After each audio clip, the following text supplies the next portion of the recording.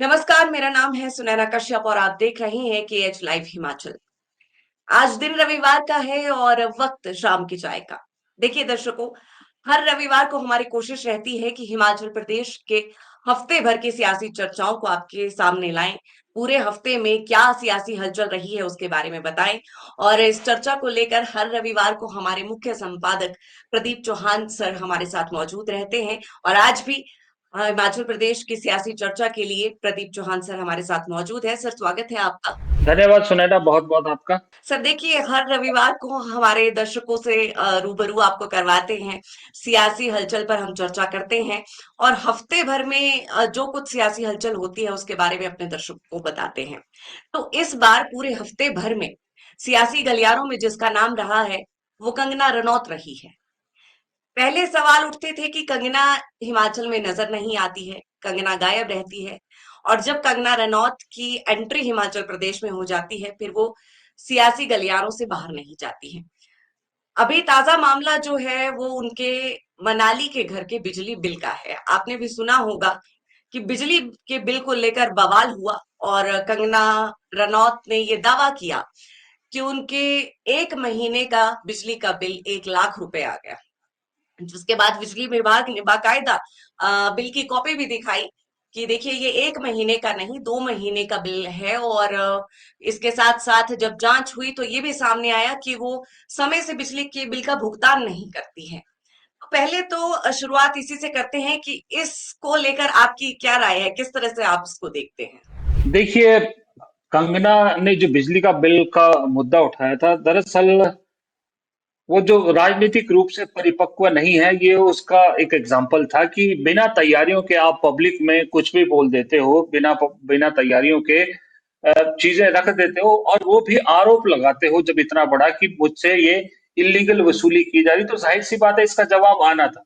मुझे लगता है कंगना को अपना कम से कम तैयारी करके ये रखना चाहिए था। ये जो मैच्योर्ड पॉलिटिशियन होता है वो कोई भी ऐसी बात कहने से पहले जरा पुख्ता अपने सबूत रखता है, अपने पास तथ्य पुख्ता रखता है। कंगना रनौत की मेच्योरिटी इसमें दिखी है, इसमें कोई शक नहीं है। और सरकार ने भी तुरंत इस पे जो है वो जिस तरह से जवाब दिया, तो मुझे लगा कि सरकार को भी कहीं ना कहीं बात चुभी, वो बिजली बोर्ड को कहीं चुभी ये बात कि भाई एक गलत मैसेजिंग जाता है। बात सही भी है कि देश के बाहर जो है एक इमेज है कि हिमाचल में तो बिजली सस्ती है दूसरे प्रदेशों के मुकाबले, फिर यहाँ 1 लाख रुपए महीने का जो है वो बिल कैसे आ रहा है। और फिर वो एक सिंपैथी जो है ना, क्या करे, कंगना के अंदर नेता बाद में आया है, पहले अभिनेता है ना, तो अभिनेता जो है हर चीज को इमोशन के साथ जोड़ने की कोशिश करता है कि लोगों के इमोशन से कनेक्ट होने की कोशिश करता है, तो कंगना भी वही कोशिश करती है। हालांकि दाव उल्टा पड़ गया और अब जो है वो, अब कंगना तो कंगना है, कभी हार नीचे नहीं मानेगी, तो वो अब भी नहीं मान रही है। लेकिन इतना जरूर है कि तैयारियों की कमी की वजह से उन्हें ये फजीयत झेलनी पड़ी। देखिए सर, ये तो आपने सही कहा ना। कंगना को उनकी खुद की पार्टी वैसे गंभीरता से लेती है और कांग्रेस पार्टी तो खैर खुले मन से कहती है कि वो उन्हें गंभीरता से नहीं लेती है। लेकिन कंगना आखिरकार है तो भारतीय जनता पार्टी की ही। ऐसे में जब सवाल सरकार पर दागे गए कंगना रनौत द्वारा, तो क्या आपको नहीं लगता कि उनकी पार्टी को कहीं ना कहीं स्टैंड लेना चाहिए था? क्योंकि ऐसा पहले भी कई बार देखा गया है। कृषि कानून पर जब कंगना के बोल बिगड़े थे उस समय पार्टी ने उनसे पीछे जो है पार्टी उनके बयानों से हट गई थी। और ऐसे कई मौके आए हैं जब कंगना के बयानों को भारतीय जनता पार्टी ने ही सीरियस नहीं लिया है। तो क्या ऐसा नहीं लगता है कि भारतीय जनता पार्टी और कंगना रनौत दोनों अलग अलग चल रही हैं? आपने सही कहा सुनैना कि ये रेयरली देखा गया, अक्सर देखा ये जाता है कि बीजेपी का कोई नेता अगर कुछ बोलता है तो पार्टी उसके पीछे खड़ी होती है, फिर अगर कांग्रेस या कोई भी विपक्षी जो है अपोजिशन वाला अगर जवाब देने की कोशिश करता है तो पार्टी उसके साथ खड़ी हो जाती है पूरी तरह से। लेकिन यहाँ तो एक सांसद सांसद ने इतना बड़ा आरोप लगाया, फिर बिजली विभाग ने बाकायदा रिकॉर्ड पेश करके कंगना को झूठी करार देने की कोशिश किया, लेकिन बीजेपी की तरफ से कोई सपोर्ट में मुझे दिखाई नहीं दिया।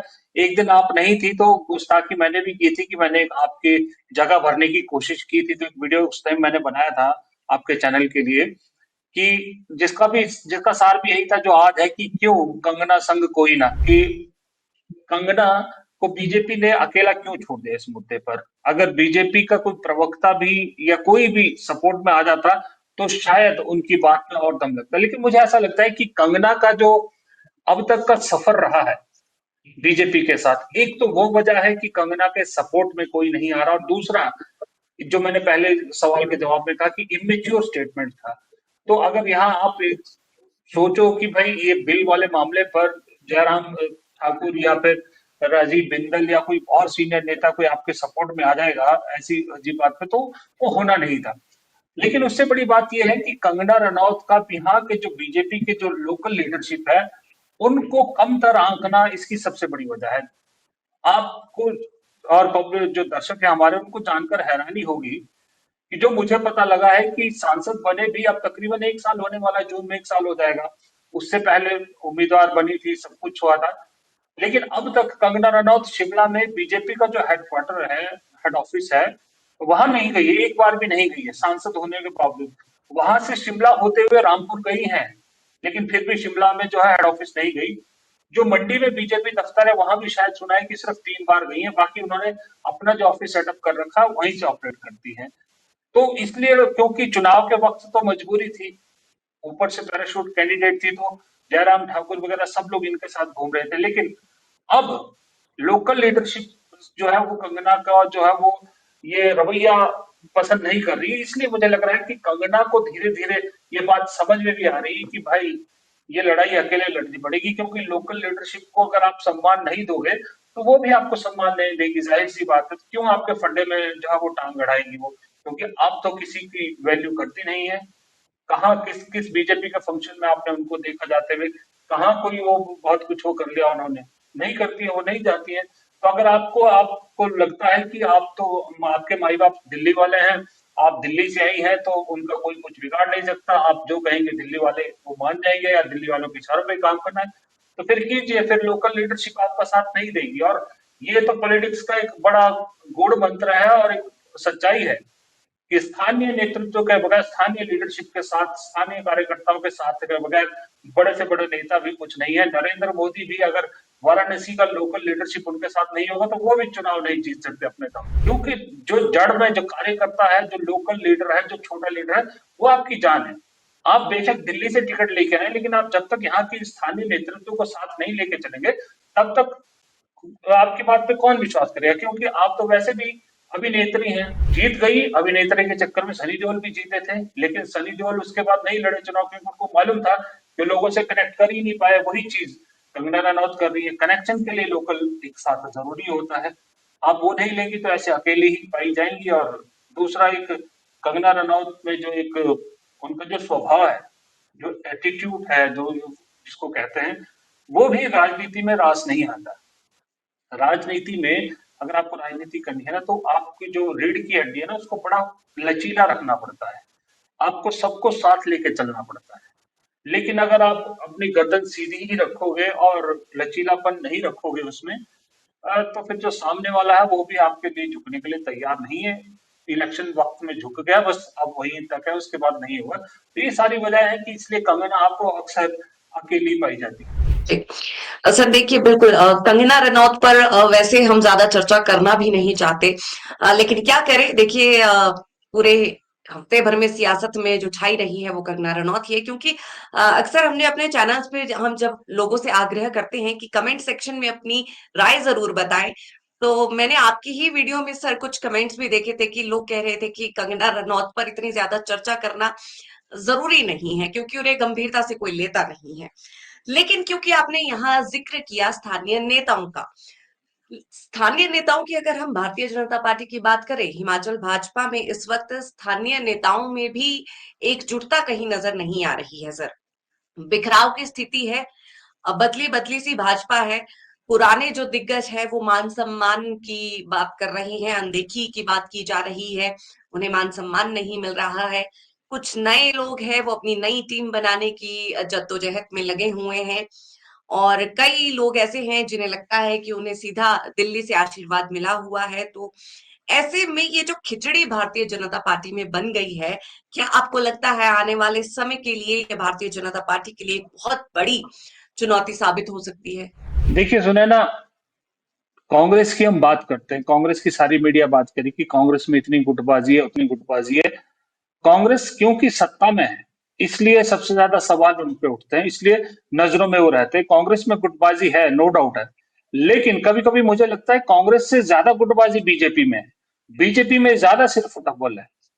आप खुद गिन के देख लीजिए, चाहे जयराम ठाकुर हो, चाहे बिंदल जी हो, चाहे अनुराग ठाकुर हो, चाहे अब आप इंदु गोस्वामी को भी उसमें गिन सकते हैं, या कोई और जो पुराने, आजकल बीजेपी में एक नई रीत चली है या नया एक जोश देखने को मिल रहा है, जो पुराने हैं, जिन्हें लग रहा था कि वो साइड लाइन हो गए, वो भी कहीं ना कहीं एक्टिव नजर आ रहे हैं, वो भी कहीं ना कहीं अब वापसी करने की कोशिश में दिख रहे हैं। अब उसमें नाम लेने की जरूरत नहीं, आप देखने वाले दर्शक समझ गए मैं किन पुरानों की बात कर रहा हूँ। सब अपना अपना दम दिखा रहे हैं। तो बीजेपी तो मुझे जिलेवार अलग अलग दिख रहा है। कांग्रेस में तो दो तीन गुट हैं जो दिख रहे हैं, लेकिन बीजेपी में ये हाल है। लेकिन बीजेपी में ये गुटबाजी की एक वजह ये भी है कि बीजेपी में सबको ऐसा लगता है कि नहीं पता सत्ता आने पे कोई किसी का किस्मत खुल जाए, किसी को नहीं पता। क्योंकि पहला जो, अगर पहले वाली बीजेपी होती तो सबको पता था कि भाई धूमल जी या जब शांता कुमार जी थे कि भाई इनके पीछे चलना है, या उसी ट्रेंड पे चल रहे होते तो जयराम ठाकुर के पीछे चलते। लेकिन जब से ये बीजेपी मोदी वाली बीजेपी बनी है, मोदी अमित शाह वाली बीजेपी बनी है, तब से हर विधायक को, चाहे वो फर्स्ट टाइमर है, चाहे वो 7वीं बार जीत रहा है, सबको ये लगता है कि क्या पता उनका नंबर लग जाए मुख्यमंत्री की कुर्सी का। इसलिए सब अपने अपनी गोटियां फिट करना चाहते हैं। ये एक बहुत बड़ी वजह है कि हिमाचल में इतने सारे गुट देख रहे हैं। अनुराग ठाकुर को भी शायद कहीं लगता है कि उनकी ताकत दिखना जरूरी है, उनका नंबर लगता है। बिंदल जी अपने नंबर में लगते हैं, जयराम ठाकुर तो है ही है। इसके अलावा आपने एक दिन वीडियो बनाया था कि उन बीच में जो है एक डार्क हॉर्स के रूप में इंदु गोस्वामी भी हो सकती है, क्योंकि इंदु गोस्वामी के साथ ये ज्यादा प्लस पॉइंट की महिला, अब तक ना बीजेपी के प्रदेश अध्यक्ष कोई महिला रही, ना हिमाचल में कोई मुख्यमंत्री महिला रही। और वैसे भी मोदी जी जो महिला फैक्टर है और जो महिला वोटर है, वो मोदी जी के साथ इस देश में खड़ा है ज्यादा। तो हो सकता है जैसे दिल्ली में उन्होंने रेखा गुप्ता को चुना है, वैसे ही यहाँ भी नंबर आ सकता है। तो ये एक संभावना बता रहा हूं मैं, मतलब ये नहीं कह रहा कि होगा ही होगा, संभावना है। और ये तो चलिए सीनियर है, जो फर्स्ट टाइम इलेक्शन लड़ेगा वो भी ये उम्मीद कर सकता है कि मेरा नंबर भी आ सकता है मुख्यमंत्री है। क्योंकि राजस्थान चले जाइए आप, कई और दिल्ली चले जाइए, और भी कई राज्य जो मेरे जबान पे नाम नहीं आ रहे, जहां फर्स्ट टाइमर एमएलए जो है वो मुख्यमंत्री बन गए हैं। या मध्य प्रदेश के मोहन यादव है, जिन्होंने सोचा भी नहीं था, उनको लग रहा था कि मंत्रालय मिल जाए वही बहुत है, मुख्यमंत्री बना दिए गए। तो हर कोई बीजेपी में उम्मीद जगह है। और उसी चक्कर में ये है कि सब लोग ये चाहते हैं कि अपनी ताकत दिखा के अपने लोगों को ज्यादा टिकट दिलवा सके, संगठन में अपने आप को ज्यादा मजबूत दिखा सके। क्योंकि अल्टीमेटली होता यह है कि भाई सबको ऐसा लगता है कि एक वक्त में जब अगर मान लीजिए हम जीत के आते हैं तो मेरे लोग अगर ज्यादा होंगे, मेरे लिए आवाज ज्यादा उठेगी, तो हो सकता है हाईकमान उनकी बातों में कुछ दम देखे। लेकिन असल हकीकत यह है कि मोदी जी और अमित शाह जी एक बार जिसको डिसाइड कर लें, उसके पीछे चाहे पूरे विधायक क्यों ना हो, वो नहीं बन सकता। जो वो डिसाइड करेंगे वही बनेगा। लेकिन फिर भी राजनीति उम्मीदों का और उसका एक खेल है। तो ये सब लोग अपना अपना जो है दम दिखाना चाहते हैं संगठन को लेकर, खासकर अभी क्योंकि लड़ाई संगठन की है। संगठन में जो है मजबूत अपना वो चाहते हैं, अपना मजबूत दाव चाहते हैं। उसके बाद जो संगठन में मजबूत होगा, अल्टीमेटली टिकट बंटवारे के टाइम में वो उसको वेटेज रहेगी। बस खेल सारा यही है। सर मतलब अध्यक्ष पद को लेकर हम बेसिकली अगर बात करें तो देखिए कांग्रेस पर लगातार उंगलियां उठ रही है कि कार्यकारिणी का गठन नहीं हुआ है अब तक। लेकिन भाजपा में भी तो वही स्थिति है, अध्यक्ष पद को लेकर अभी भी लड़ाई जारी है। और जैसा आपने अभी कहा कि महिला उम्मीदवार महिला चेहरे पर भाजपा दांव खेल सकती है। इंदु गोस्वामी का नाम हमने भी जिक्र किया था कि उनका हो सकता है। तो इससे क्या ऐसा हो सकता है, ऐसा संभव है कि बाकी जो गुट है उन पर उन्हें शांत करने के लिए ये महिला चेहरे का दाव जो है वो आलाकमान खेले? ये भी है। और एक चीज और सुनैना, एक चीज आपको और याद रखनी पड़ेगी कि शांता कुमार के बाद कांगड़ा लोकसभा से, या शायद या कांगड़ा जिले से, अगर मैं गलत नहीं हूं, कोई भी बीजेपी अध्यक्ष नहीं हुआ है। बहुत लंबा वक्त हो गया है शांता कुमार के बाद। और कांगड़ा सबसे बड़ा जिला है, आप उसको इग्नोर नहीं कर सकते। आपकी सरकार शिमला में किसकी बनेगी कौन तय करता है? कांगड़ा ही तय करता है ना। तो अब वक्त बीजेपी को ऐसा लगता है वक्त आ चुका है कि कांगड़ा को रिप्रेजेंटेशन उसकी जो मिलनी चाहिए वो मिलनी मिलनी तो या देनी पड़ेगी। तो इसलिए बहुत जरूरी है कि भाई चलिए, कांग्रेस की तो सरकार है, वो मंत्री है वो बना देंगे, या मंत्रिमंडल में रिशफल करके किसी तरह कांग्रेस को रिप्रेजेंटेशन दे देंगे। लेकिन बीजेपी के पास तो अध्यक्ष के अलावा कुछ अभी है नहीं, क्योंकि वो सत्ता में नहीं है। इसलिए मुझे लगता है कि इंदु गोस्वामी महिला कार्ड और एक्सपीरियंस कार्ड और दूसरा कांगड़ा कार्ड, ये तीनों सारी चीजें अगर आप देखा जाए तो इंदु गोस्वामी जो है अध्यक्ष के लिए, मुझे मेरा अगर मैं जितना देखता हूँ राजनीति को, जितना समझा है पिछले 27-28 साल की पत्रकारिता में, तो मुझे ऐसा लगता है कि अगर बीजेपी की राजनीति को देखा जाए तो इंदु गोस्वामी कहीं फिट बैठती नजर आती है मुझे राजीव बिंदल और जयराम ठाकुर की बनिस्पत। लेकिन फिर वही एक वो लगा रहा हूँ, मैं राइडर लगा रहा हूँ कि ये बीजेपी है, यहाँ वो होता है जो कोई सोचता भी नहीं, वो कुछ कोई और ही गेम हो सकती है। ये हम एक मोटे मोटे तौर पे बाहर से बीजेपी की राजनीति को देखकर समझने की कोशिश करें, लेकिन अंदर क्या होगा ये कोई भी अंदाजा नहीं लगा सकता। इसीलिए सब लोग बीजेपी में भी अपने अपने घोड़े दौड़ाते रहते हैं कि किसी को नहीं मालूम, कोई अंदाजा भी नहीं लगा सकता कि किसका कब कहाँ कैसा नंबर लग जाए। जी। बिल्कुल सर, देखिए ठीक कहा आपने कि ये भारतीय जनता पार्टी है और ये आज की भारतीय जनता पार्टी है, जहां पर पहली बार के विधायक को भी मुख्यमंत्री की कुर्सी सौंपी जा सकती है और जो लंबे समय से राजनीति में है उन्हें टिकट ना देकर घर पर भी बिठाया जा सकता है। तो ये भारतीय जनता पार्टी के लिए संभव है और फिलहाल हिमाचल प्रदेश में भी कुछ ऐसा ही चलता नजर आ रहा है, क्योंकि यहाँ पर हर नेता मुख्यमंत्री इन वेटिंग ही खुद को समझता हुआ नजर आ रहा है। और क्योंकि अध्यक्ष पद की भी हमने बात की, तो अध्यक्ष पद को लेकर भी अभी कोई स्थिति स्पष्ट नहीं है। हालांकि कहा यह जा रहा है कि जल्द जो है भाजपा के प्रदेश अध्यक्ष का नाम फाइनल हो सकता है, लिस्ट सामने आ सकती है, लेकिन कब आएगी ये हम भी नहीं जानते, ये खुद भारतीय जनता पार्टी जाने। तो फिलहाल मुझे सर आज लगता है कि आज का जो हमारा मुद्दा था स्पेसिफिक एक भारतीय जनता पार्टी को लेकर था, भारतीय जनता पार्टी की गुटबाजी पर था और कुछ थोड़ी बहुत चर्चा जो कंगना को लेकर करनी चाहिए थी वो हमने की भी, आपने उस पर भी थोड़ी रोशनी डाली है। तो मुझे लगता है कि आज जो हफ्ते भर की ये चर्चा थी वो हमारे दर्शकों को भी समझ आ गई होगी कि हिमाचल प्रदेश की राजनीति में इस वक्त क्या चल रहा है। सुनैना, मुझे ऐसा लगता है कि हमें अपने दर्शकों से भी रिक्वेस्ट करनी चाहिए कि ये जो वीडियो आप संडे को देखते हैं, ये चाय पे चर्चा या शाम की चाय, माफ कीजिएगा, इसके कमेंट बॉक्स में लिखिए दर्शक भी कि आप अगले एपिसोड में कोई एक पर्टिकुलर मुद्दे पे चाहते हैं कि हम उसका विश्लेषण करें, तो हम कोशिश करेंगे कि उस मुद्दे का विश्लेषण करें। तो दर्शक भी चाहें तो हमें बता सकते हैं, गाइड कर सकते हैं कि भाई आप इस मुद्दे पे जरा अपनी बात रखिए या इसका विश्लेषण कीजिए, तो हम एक वो भी कोशिश करेंगे। तो इससे मुझे लगता है कि हम दर्शकों से ज्यादा बेहतर तरीके से जुड़ भी पाएंगे। जी बिल्कुल सर, देखिए चाहे बात राजनीति की हो या कुछ और हो, अंत में जनता ही जनार्दन होती है। तो जो हमारे दर्शक हैं वो कमेंट बॉक्स में अपनी राय जरूर बताएं कि अगले रविवार को आप किस मुद्दे पर चाहते हैं कि ये हमारी चर्चा जो है वो हम उस मुद्दे पर जरूर करने की कोशिश करेंगे। और खैर आज का समय भी अभी चला है और सर आपने अपना कीमती समय हमें दिया, इसके लिए आपका भी बहुत बहुत शुक्रिया। और अपने दर्शकों से भी हम इस वक्त अब विदा लेना चाहेंगे और अगले रविवार के दिन फिर मिलेंगे, फिर किसी नए मुद्दे के साथ मुलाकात होगी।